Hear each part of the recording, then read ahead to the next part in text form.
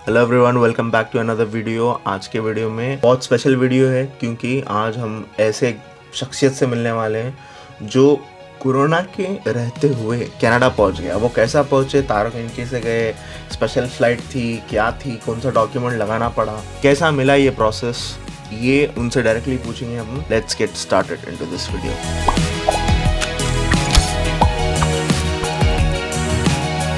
So we have Mohammad Abdul Aleem. अस्सलाम वालेकुम भाई, कैसे हैं?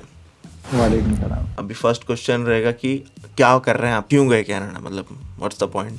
अभी मैं तो स्टडी के लिए आया यहाँ पे। मेरा इनटेक सितंबर में शुरू हुआ और मैं अभी यहाँ पे प्रोजेक्ट मैनेजमेंट पढ़ रहा हूँ। मेरा कॉलेज है सीजेप de la Gaspésie जो मॉन्ट्रियल में है। अच्छा, तो अगर तो आपको टोटल कितना खर्चा हुआ कनाडा जाने, वहाँ जाने के बाद लाइक फर्स्ट इम्प्रेशन कैसा था? अभी खर्चे की बात करूँ तो देखिए, मेरे 1 साल का कोर्स है और मेरी फीस जो है 14,500 और 15,000 के बीच में है। तो वो इंडिया के अभी फिलहाल के लिए 8 लाख रुपए कुछ होते हैं। और उसके साथ साथ जब भी एक बंदा कनाडा आता तो उसको एक चीज़ रहती, यानी वीज़ा के दो अलग प्रोसेस रहते। एक एसडीएस रहता और एक नॉन एसडीएस रहता। अगर आप एसडीएस में अगर आप फाइल कर रहे हो ना, तो एक जीआईसी बोल के एक उसको हम्म। स्टूडेंट को भरना पड़ता, जिसको गारंटीड इन्वेस्टमेंट सर्टिफिकेट बोलते हैं। यानी कि आप कैनेडियन गवर्नमेंट को ये दिखा रहे हो कि ये मेरे लिविंग एक्सपेंसेस है, मुझे जो है वहाँ आके कमाने की या रहने के वक्त कुछ प्रॉब्लम नहीं आएगी, वो बोल के आप यहाँ के कैनेडियन बैंक अकाउंट में एक स्टूडेंट अकाउंट खुला के उसको डिपॉजिट करते हैं। तो मैं तो वो नहीं किया था और मैं नॉन एसडीएस से फाइल किया था। तो मैं सिर्फ फीस बना और बैंक में बैलेंस दिखाया था, बस उतना ही। प्रोसेस कितना टाइम लगा आपको, मतलब कितना? अभी एप्लीकेशन अपन करते हैं, अक्सर मैं सुना कि कनाडा का प्रोसेस, अभी मेरा ऑस्ट्रेलिया का तो 20-25 दिन लगते हैं जनरली अगर वीज़ा फाइल के बाद। मेरे को थोड़ा डिले हुआ, 55 डेज हम्म। कुछ हुआ मेरे को, 2 महीने के करीब। लेकिन कनाडा हम्म। का सुना कि 6-6 महीने तक चलता प्रोसेस। तो हम्म। वो चीज़ में कितनी सच्चाई है? वो डिपेंड करता है। देखिए, जैसा मैं अभी बोला, वीजा के दो प्रोसेस है, दो अलग कैटेगरीज है, जैसे एसडीएस और नॉन एसडीएस। अभी तो कोविड है तो दोनों का कुछ फर्क नहीं है, दोनों को भी डिले हो रहा है। लेकिन अगर आप नॉर्मल टाइम्स की बात करें तो एसडीएस में जो है प्रोसेसिंग आपकी होती है, आपकी जो प्रोसेसिंग होती है वीजा प्रोसेसिंग, वो 20 वर्किंग डेज में होती है। और नॉन एसडीएस में उसको 60 डेज किया जाता है। उसमें एक चीज ये है कि जब भी आप वीजा फाइल करते हैं ना, फॉर एग्जाम्पल देखिए, यहाँ पे जनवरी और मई और सितंबर इंटेक रहता मोस्टली। मेजोरिटी इंटेक्स जो रहते हैं वो ये तीन रहते हैं। और अगर आप सोचें ना, आप वीजा जनरली बच्चे कब फाइल करते हैं, फॉर एग्जांपल मई का वीजा है तो बच्चे मार्च से फाइल करते हैं, या जो अप्रैल में, ये 3 महीने में फाइल करते हैं, जो ज्यादातर फाइल करते हैं। तो हम ये करना कि अगर आप नॉन एसडीएस में भी फाइल कर रहे हो तो उस वक्त पे फाइल करें जिस वक्त पे कम एप्लीकेशन हो। तो मैं वैसे ही किया था। मेरा तो प्रोसेस तो जून में शुरू हुआ था, लेकिन कुछ रीजंस की वजह से मेरा इंटेक डिफर हुआ। जनवरी हुआ, सॉरी जनवरी का मिला था मेरे को, फिर उसके बाद मई हो गया था। तो मेरा पूरे चीज़ें रेडी थे क्योंकि मैं जनवरी के लिए प्रोसेस कर रहा था। लेकिन इंटेक डिफर होने की वजह से मेरे डॉक्यूमेंट्स तो रेडी थे, लेकिन वीज़ा फाइल नहीं कर सका। उस वक्त पे मैं क्या किया कि दिसंबर एंड में, क्योंकि जनवरी इंटेक के सारे application, most of the application खत्म हो जाते और मई के शुरू नहीं होते, तो मैं दिसंबर एंडिंग में, लाइक दिसंबर 23 को ऐसा कुछ फाइल किया था और मेरा वीज़ा जनवरी 13 को आया था। अगर नॉन एसडीएस में अगर आप देखो ना, जैसा मैं बोला 60 डेज रहता, लेकिन मेरे को 20 डेज में ही आ गया था। तो वहाँ एक बेनिफिट मेरे को था। लेकिन कोविड आने की वजह से मेरा इंटेक फिर मई से फिर सितंबर हुआ, जिसकी वजह से मेरे को वीज़ा आने के बाद भी रुकना पड़ा ऐसा।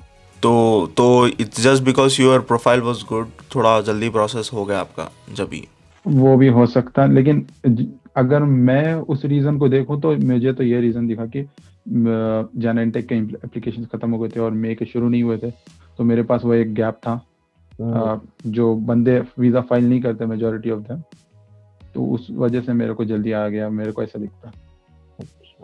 तो फन फैक्ट मैं बता देता हूँ आपको। लास्ट ईयर हम लोग साथ में काम करते थे एक ही ऑफिस में, नाम नहीं बोलेंगे। वी यूज टू डिस्कस कि जाना है, प्रोसेस चल रहा। He also runs in Instagram page and YouTube channel भी है। तो he will be giving like more of Canadian perspective, कैसा अप्लाई करना, and he is very knowledgeable what's happening, immigration, everything. So सभी अपडेट्स लेने के लिए नीचे डिस्क्रिप्शन में इनका इंस्टाग्राम हैंडल डालता हूँ मैं। तो इंस्टाग्राम हैंडल पे जाओ, आप लोग फॉलो करो। What's the name of the page? Canada study info मेरा पेज का नाम है। देखो, अभी तो एक बिजनेस पॉइंट ऑफ व्यू से तो शुरू नहीं किया मैं ये पेज। और अभी तो अगर आप देखो, एक 700 फॉलोअर्स के करीब है। लेकिन मैं जब प्रोसेस शुरू करा था तो मैं इस सिचुएशन पे था कि मैं इन्फॉर्मेशन के लिए बहुत सर्च कर रहा था, तो मेरे को इन्फॉर्मेशन नहीं मिल रही थी। हालांकि ये इन्फॉर्मेशन ईजी है, आपको मिल जानी चाहिए, लेकिन कोई बोलने वाला नहीं था। कोई बोला तो कोई आधी बात बोल रहा, कोई अब जैसा एसडीएस नॉन एसडीएस की बात है तो कोई बगैर जीएससी का फाइल कर सकते बोल रहा, कोई नहीं बोल रहा। तो ऐसी इन्फॉर्मेशन मेरे को गैदर करने में बहुत सारा टाइम लगा। और जैसा मेरा प्रोसेस जून 2019 में शुरू हुआ और मैं आया यहाँ सितंबर में, तो अराउंड 15-16 मंथ्स थे मेरे पास। तो उस दौरान में मेरे को ये रियलाइज हुआ। उसके बाद मैं थोड़ा शिफ्ट किया मेरे पेज को कि ये इन्फॉर्मेशन देनी है बोल के। उस वजह से मैं पेज स्टार्ट किया अभी फिलहाल के लिए। यू नो सीधे जाके उनका पेज देख लो, अभी 700 फॉलोअर्स है, सो उसको 1000 कर देंगे जल्दी सोन, क्या बोलते हैं। इंशाल्लाह। So what was your special circumstance जिसमें आपको कैनेडियन गवर्नमेंट से परमिशन मिल गई आने की वापस, तो ऐसा मतलब ऐसा क्या करना पड़ा? अभी फिलहाल के लिए रिसेंट भी चेंज आया, लेकिन मैं आने के वक्त भी एक अपडेट था, उसको बोल देता हूँ, उसके बाद वो चेंज बोलता हूँ। जनरली क्या हुआ था कि जब बॉर्डर्स क्लोज हुए, किसी को एग्जाम्प्ट नहीं दिया गया, सिर्फ सिटीजन, परमानेंट रेसिडेंट्स और कुछ मेरे ख्याल से कुछ दूसरे हैं, याद नहीं है मेरे को, ये लोग को एंट्री दिया गया। लेकिन बाद में 2-3 दिन के बाद इंटरनेशनल स्टूडेंट्स जिनको मार्च 18 से पहले वीज़ा आया था उनको भी एग्जाम्प्ट किया गया था। लेकिन अभी कॉलेज मई से सितंबर कर दिया था इनटेक मेरा, तो मैं उस वक्त जा भी नहीं सकता क्योंकि 21 डेज पहले जाना था, तो उस वजह से मैं रुका। लेकिन जैसा सिचुएशन वो कि जो है ख़राब होती गई, उसके बाद कैनेडियन गवर्नमेंट की तरफ से तो जा सक रहे थे, लेकिन यहाँ से इंटरनेशनल फ्लाइट जो है बंद थे।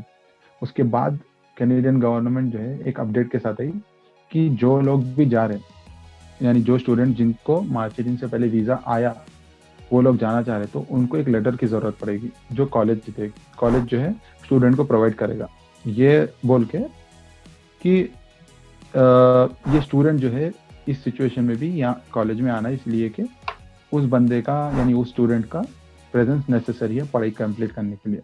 तो वैसा एक लेटर दे रही थी कॉलेज, वो कॉलेज का लेटर हो तभी जा पा रहे थे बंदे, मार्च 18 से पहले वीज़ा आने के बावजूद भी। और जिसको मार्च 18 के बाद वीज़ा आया वो तो बिल्कुल भी नहीं जा पा रहे थे। लेकिन अभी जो रिसेंट अपडेट आया, वो रिसेंट अपडेट में ये है कि मार्च 18 से आपका पहले वीज़ा हो या बाद में वीज़ा हो, आप जा सकते हो।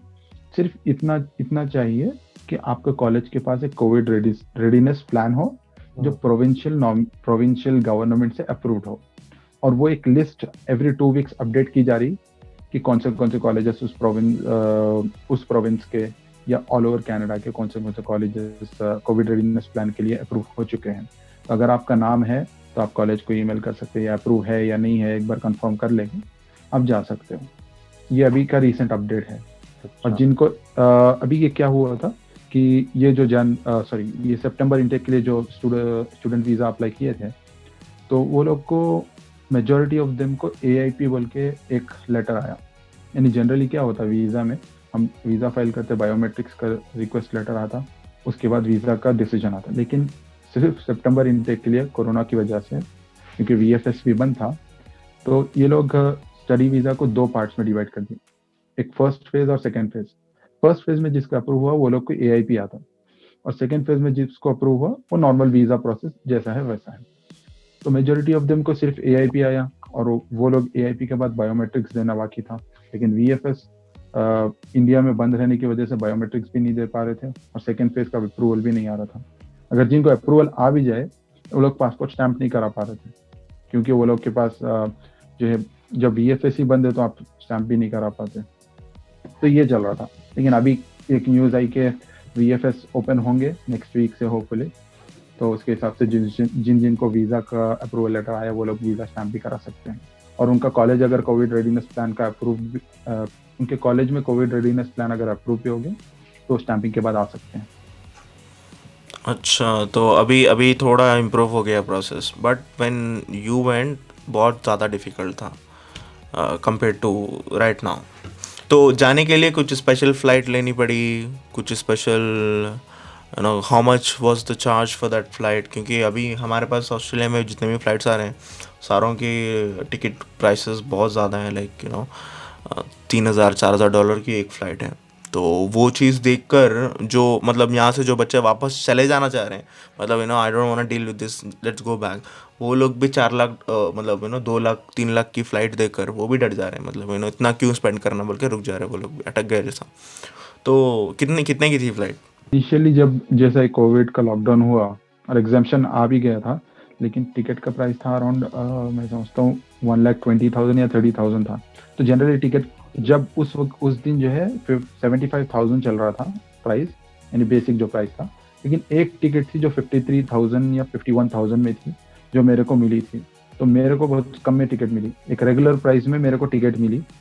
75,000 पे नहीं करना पड़ा मेरे को, वो एक बेनिफिट हुआ मेरे लिए। जब ट्रैवल कर रहे थे what are the special things, because normally जब ट्रैवल करते उतना कुछ होता नहीं स्पेशल, मतलब जो जाते लगेज डालते हैं ऑल दैट। कोरोना के रहते हुए स्पेशली जिसके पास कैनेडियन पासपोर्ट नहीं है, जो वीज़ा पे है, उससे कुछ अलग पूछताछ हो रही है या कुछ अलग स्पेशल सर्कमस्टेंस कुछ था जो यूनिक एयरपोर्ट्स में और वहाँ पर पहुँचने के बाद?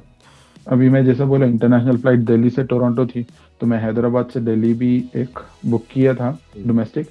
तो डोमेस्टिक में एक सेंटर वाली जो सीट्स रहती वो लोग को खाली छोड़ दे रहे थे, लेकिन इंटरनेशनल में सारी सीट्स को फिल किया जा रहा था। उसके साथ साथ जो प्रोटेक्शन है, अभी जैसा सैनिटाइजर है, मास्क है, और जो शील्ड आती है ना, वो शील्ड है। हाँ, तो ऐसे चीज़ें वो लोग प्रोवाइड कर रहे थे ताकि आप जाने आने के टाइम पे कुछ प्रॉब्लम ना हो। और बस उससे ज़्यादा कुछ वो नहीं था। हाँ, बस इतना था कि जब आप कैनेडियन एयरपोर्ट पहुँचो तो आपका जो है पूरे चीज़ पूछ रहे थे कि आपको कुछ सिम्टम्स है क्या, ये है, बाकी उसके अलावा कुछ नहीं कर रहे। हाँ, मेन चीज़ ये पूछ रहे थे कि क्वारंटीन प्लान। वहाँ पहुँचने के बाद ये है कि मैंडेटरी क्वारंटीन प्लान था 14 डेज़ का। तो आप कहाँ बुक कर रहे हो, किसके साथ रह रहे हो, ये यानी उनके हिसाब से, उनके गाइडलाइंस के हिसाब से वो क्वारंटीन प्लान फिट होता है या नहीं होता है, वो लोग चेक कर लेते, बस उतना ही। Okay, so I think we have covered almost everything. अगर कुछ और क्वेश्चंस आपके पास आ रहे हैं तो नीचे कमेंट सेक्शन में डालो, इनको पूछ के मैं आंसर करने लगाता हूँ। भाई का यूट्यूब चैनल भी है जिसके ऊपर व्लॉग्स वगैरह आने वाले हैं सून, और काफ़ी इन्फॉर्मेटिव वीडियोस बनाने वाले हैं, कनाडा रिलेटेड, कनाडा के एक्सपीरियंसेस वगैरह शेयर करने वाले हैं। तो इन्हों बता देते पूरा राजा खोल के रख देते हैं, जाके फॉलो करो। और आपका कुछ मैसेज है सबके ऑडियंस के लिए? कुछ भी नहीं है, जो भी आ रहे हैं वो लोग थोड़ा अपने प्रिकॉशंस ले लेके आए, बस उतना ही है। क्योंकि यहाँ पे हेल्थ है तो आप सब कुछ कर सकते हैं, हेल्थ खराब होगी तो आप कुछ भी नहीं कर सकते यहाँ पे। तो हेल्थ इज़ वो एक इम्पॉर्टेंट। चीज़ है। ये था final message from Abdul Aleem. और अभी अलविदा लेते हैं इनसे, और क्योंकि सबको काम है तो ज़्यादा टाइम नहीं लेना चाहिए। Thank you so much for watching, and thank you so much Abdul Aleem It's my pleasure. for joining today.